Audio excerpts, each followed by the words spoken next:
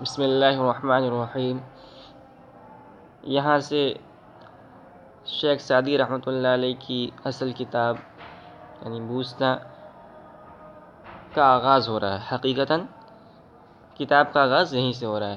اس سے پہلے انہوں نے جو اللہ تعالیٰ کی حمد اور نعت اور کتاب کی وجہ تالیف، اپنے ممدوح کی تعریف جو کی تھی، وہ سب تمہید کے طور پر تھے، مقدمے کے طور پر تھے۔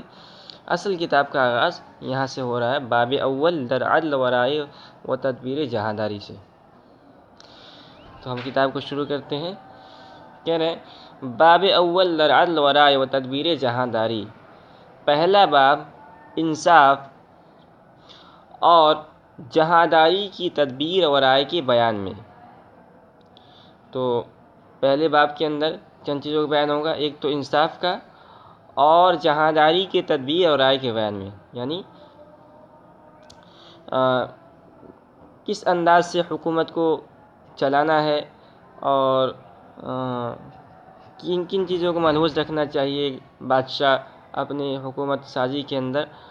تو اس سلسلے میں یہ بہت ساری باتیں اور بہت سی حکمت کی قصے ذکر کریں گے جس سے ایک بادشاہ کو اور بلکہ ہر پڑھنے والے طالب علم کو فائدہ ہوگا۔ تو باب اول در عدل و رائے و تدبیر جہانداری، پہلا باب انصاف اور جہانداری کی تدبیر اور رائے کے بیان میں۔ تو سب سے پہلے انہوں نے اللہ کے حمد سے اللہ کی تعریف کی ہے اور اس کے بعد اپنے بادشاہ کی طرف آئیں گے۔ نگنجد کرم ہائے حق در قیاس، کہ خدمت گزارت زبان سپاس۔ تو نگنجد سمانا اور ان نفی ہے، یعنی نگنجد نہیں سما سکتا۔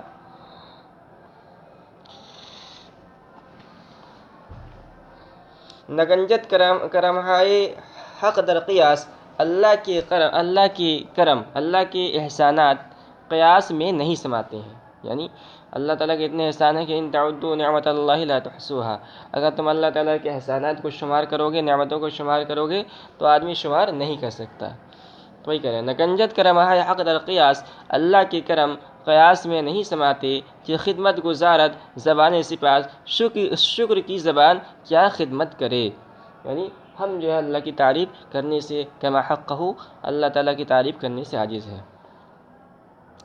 خدایا تو این شاہ درویش دوست، کہ آسائش خلق در ذل اوست۔ خدایا اے خدا، تو این شاہ درویش، تو اس فقیر دوست بادشاہ کو، تو این شاہ درویش دوست، تو اس فقیر دوست بادشاہ کو، کہ آسائش خلق در ذل اوست، کہ جس کے سائے میں ذل اوست، جس کے سائے میں، کہ جس کے سائے میں آسائش خلق مخلوق کی راحت ہے، یعنی یہ جو بادشاہ ہے اور اس بادشاہ کی صفت یہ ہے کہ یہ فقیروں کو دوست رکھنے والا ہے اور فقیروں سے تعلق رکھنے والا ہے، اور اس کے زیر سایہ یعنی اس کی حکومت میں جتنے لوگ بھی رہتے ہیں وہ سب آسائش کے ساتھ ہیں۔ تو اے اللہ تو ان کی حفاظت فرما اور ان کی مدد فرما۔ بسے برسر خلق پائندہ دار، بتوفیق تعدد دلش زندہ دار۔ بسے تو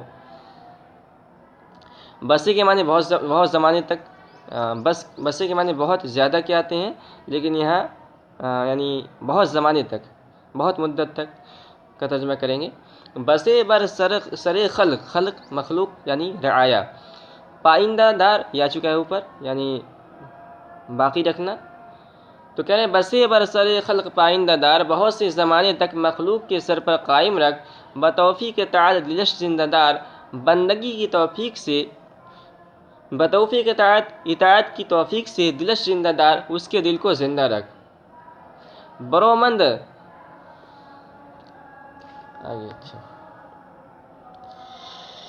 برومند دار از درخت امید، سرش سبز ورویش، یہ رویش ہے، ورویش برحمت سفید۔ تو برومند یعنی فائدہ اٹھانے والا، مستفید، کامیاب، اور درخت امید کی درخت، اور سرش سر کے معنی سر اور شین ضمیر ہے، اور رو کے معنی چہرہ اور شین ضمیر ہے اس کے معنی میں۔ تو برومند دار از درخت امید، امید کے درخت سے اس کو مستفید فرما، سرش سبز و رویش و رحمت سفید، رحمت سے اس کا سر جوان اور چہرہ بارونق رکھ۔ سرش سبز، اس کا سر سبز یعنی جوان، و رویش اور اس کا چہرہ سفید، سفید رکھ یعنی بارونق رکھ۔ مطلب یہ ہے کہ اس کو ہر طرح سے اس کی مدد فرما اور اس کو ایک جوان رکھ اور اس کے چہرے کو رحمت والا۔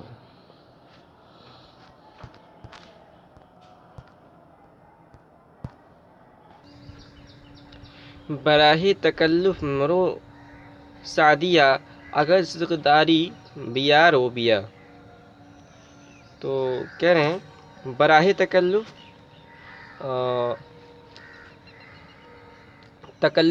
تکلف کا راستہ، اور مرو یعنی پھیلے نہیں ہے، مت چل، اور سعدی ان کا نام ہے اور اس میں الف کا اضافہ کیا انہوں نے ندا کے لیے، اپنے آپ کو خطاب کر رہے ہیں۔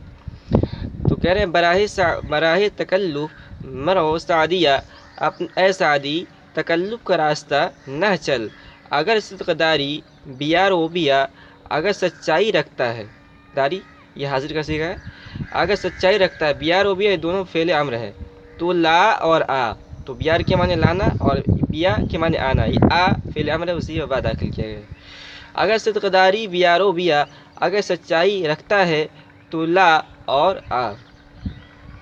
تو اس طرح انہوں نے اپنے آپ کو خطاب کیا ہے۔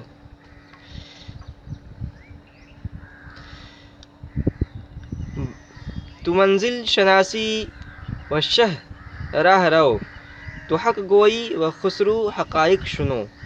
تو یہ انہوں نے اپنی اور بادشاہ کی مثال دی ہے، اور پہلے انہوں نے تمہید بنا ہے کہ جو کچھ کہنا ہے بالکل صاف صاف کہو، تکلف کے راستہ مت اختیار کرو۔ اس کے بعد انہوں نے اپنے بادشاہ کی یعنی شہزادہ اپنے زمانے کے جو بادشاہ ہیں اس بادشاہ کی تعریف کر رہے ہیں۔ تو کہہ رہے تو منزل شناسی و شہ راہ رو، تو منزل پہچاننے والا ہے، و شہ راہ رو اور بادشاہ راستہ چلنے والا ہے۔ تو کہہ رہے ہیں تو منزل شناسی و شہ راہ رو، تو منزل پہچاننے والا اور بادشاہ راستہ چلنے والا ہے، یعنی تو رہبر ہے گویا کہ منزل کو پہچانتا ہے کدھر جانا ہے، تو جیسا راستہ دکھائے گا بادشاہ اسی راستے پہ چلے گا۔ تو حق گوئی و خسرو حقائق سنو، تو حق کہنے والا اور بادشاہ حقیقتیں سننے والا ہے۔ تو اگر حق کہے گا تو بادشاہ بہت ہی منصف اور بہت ہی نیک دل بادشاہ ہے، تیرے حق کو سنے گا اور اس پر عمل کرے گا۔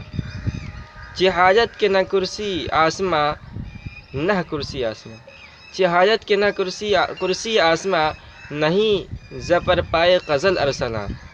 تو چہ حاجت، تو پھر اس کی کیا ضرورت ہے؟ تو یہ نہ ہے، نہ کے معنی نو کے آتے ہیں کہ نہ کرسی، کرسی کے معنی کرسی اور آسماں کے معنی آسمان۔ تو کہہ رہے کہ چہ حاجت کے نہ کرسی آسماں، تو پھر اس کی کیا ضرورت ہے کہ آسمان کی 9 کرسیوں کو نہیں زیر پائے غزل ارسلا، غزل ارسلا کے پیر کے نیچے رکھے۔ تو نہیں یہ حاضر کا صیغہ ہے، نہادن سے رکھے تو زیر پائے غزل ارسلا، غزل اور ارسلان کے پیر کے نیچے۔ تو پہلے ہم سمجھتے ہیں غزل ارسلا، تو اس کے لغوی معنی ہیں سرخ شیر کے ہیں، غزل ارسلان کے لغوی معنی لال رنگ کے شیر کے ہیں۔ ایران کا ایک بادشاہ کا نام ہے جو ظہیر فاریابی شہر کے ممدود تھا، اور ظہیر فاریابی نے اس کی تعریف آسمان کی 9 کرسیوں کو اس کے پاؤں کے نیچے رکھا تھا۔ تو مطلب یہ ہے کہ ایک بادشاہ گزرا ہے جس کا نام ظہیر فاریابی تھا۔ تو ایران کے ایک بادشاہ تھا، تو اس بادشاہ کی تعریف کرتے ہوئے ایک شاعر نے اس طرح تعریف کی کہ آسمان کی 9 کرسیوں کو اس کے پاؤں کے نیچے رکھا تھا۔ یعنی اس کی تعریف میں ہم کہہ سکتے ہیں زمین آسمان کی قلابی ملائی، جیسا کہ شاعر لوگ کہتے ہیں تو شیخ سعدی نے اسی طرف اشارہ کیا ہے کہ جب بادشاہ چاپلوس یعنی بادشاہ اپنے متکبر ہوتا ہے یا بادشاہ چاپلوس پسند ہوتا ہے، چاپلوسی کو پسند کرتا ہے، تو اس کے سامنے چاپلوسی کی جاتی ہے اور چاپلوسی کر کے اس کو خوش کیا جاتا ہے۔ لیکن اگر بادشاہ حقیقت پسند ہے، بادشاہ حق کو پسند کرنے والا ہے، تو اس کی چاپلوسی نہیں کی جاتی بلکہ اس کے سامنے حق کا اظہار کیا جاتا ہے اور اس کو سیدھا راستہ دکھایا جاتا ہے تاکہ بادشاہ حق کے راستے پہ چلے۔ تو یہ شیخ سعدی رحمۃ اللہ علیہ کے اشعار فارسی کے اندر ہے، تو اشعار کے پس منظر کو سمجھنا تھوڑا مشکل ہوتا ہے کہیں کہیں، تو یہ ہم نے آپ کو بتا دیا۔ آگے ہے مگو پائے عزت بر افلاک نہ، بگو روئے اخلاص بر خاک نہ۔ تو کہہ رہے ہیں مگو یہ فعل نہیں ہے، تو کہہ رہے ہیں کہ مگو پائے عزت بر افلاک نہ، اور یہ نہ جو ہے اس کو یاد رکھیے، نہ ہے نون کے کسرے کے ساتھ اور یہ فعل امر ہے نہادن مصدر سے۔ مگو پائے عزت بر افلاک نہ، یہ نہ کہا کہ عزت کا پیر آسمانوں پر رکھ، مگو یہ نہ کہا کہ پائی عزت کا پیر بر افلاک نہ آسمانوں پر رکھ، بگو بلکہ یہ کہا وہ اخلاص پر خاک نہ، اخلاص کا چہرہ خاک پر رکھ۔ تو اس طرح انہوں نے ایک حق بات کہی کہ ادب کو ملحوظ رکھنا چاہیے اور یہ نہیں کہنا چاہیے کہ عزت کے پیر آسمان پر رکھ، بلکہ یہ کہنا چاہیے کہ اخلاص کا چہرہ خاک پر رکھ۔ بدعت بنا چہرہ بر آستہ، خدا کی چوکھٹ پر فرما برداری سے چہرہ رکھ، کہ این سر جادہ راستہ، اس لیے کہ سچے لوگوں کا راستہ یہی ہے۔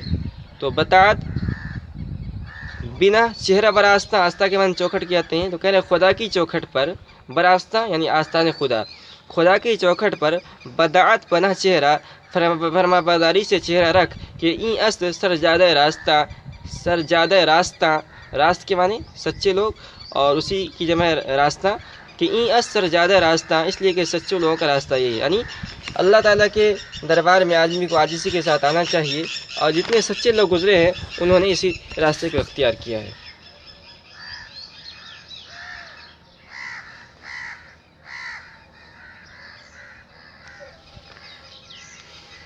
آگے ہے اگر بندہ سربری در بنا کلائے خداوندی از سر بنا، اگر بندہ سربری در بنا، اگر تو بندہ ہے، تو یہ مبتدا خبر ہے، اگر تو بندہ ہے، سربری در بنا، تو سر اس کے دروازے پر رکھ، کلائے خداوندی از سر بنا، کلائے خداوندی بادشاہی کی ٹوپی، تو کلائے خداوندی بادشاہی کی ٹوپی از سر سے بنا اتار پھینک، یعنی اگر تو حقیقتاً اللہ تعالیٰ کی عبادت کرنے والا ہے، حقیقتاً اللہ تعالیٰ کی پیروی کرنے والا ہے، تو اپنے آپ کو تکبر سے آزاد کر لے، متکبر نہ رہ، اور عاجزی کے ساتھ خدا کے سامنے جھک جا۔ تو یہ ساری جو نصیحتیں کر رہے ہیں نا تمہید بانی نا، کہ ہمارا بادشاہ حق سننے والا ہے، حق پسند کرنے والا ہے، اس کے بعد یہ ساری نصیحتیں اصلاً بادشاہ کو کر رہے ہیں۔